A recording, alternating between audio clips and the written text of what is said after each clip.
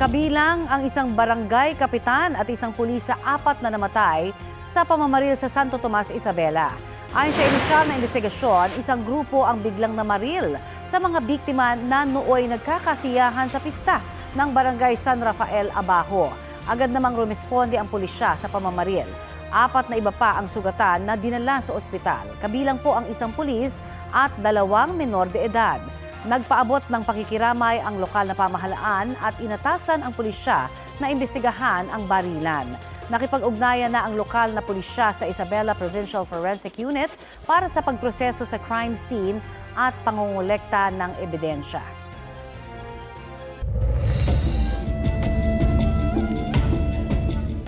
Inutugis ng mga pulis sa General Santos City ang isang lalaking nahulikam na nagnakaw sa loob ng isang kainan.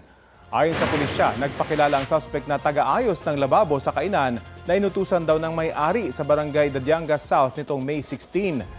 Nang makita ng suspect ang CCTV camera ay agad niya itong inikot. Pero nakuha ng isa pang CCTV ang pagpuslik niya sa kusina kung saan naroon ang lagay ng kinitang pera ng kainan. Tinangay ng suspect ang pera na umaabot sa halos 2,000 piso. Ang nasabing lalaki, itinuturo rin ng mga pulis na nagpanggap naman na glass installer sa isang tindahan ng cellphone parts and accessories sa barangay Dadiangas East nitong May 19. Aabot sa halos 4,000 pisong cash ang natangay noon ng suspect. Ayon sa pulisya, minomonitor na nila ang mga nangyaring nakawan at tinutugis ang suspect.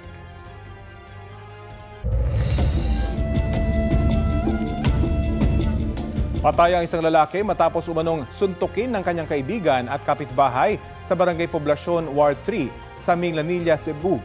Ayon sa pulisya, hindi nagustuhan ng suspect ang biro sa kanya ng biktima na humantong sa panununtok nito. Ayon sa lola ng biktima, namilipit sa sakit ng ulo noon ang kanyang apo hanggang sa natagpuan na lang siyang walang buhay. Inirekomenda ng pulisya na isailalim sa autopsy ang labi ng lalaki para malaman ang kanyang ikinamatay. Tumanggi magsalita sa harap ng kamera ang suspect. Ayon sa kanyang misis, nagsisi na siya sa kanyang nagawa.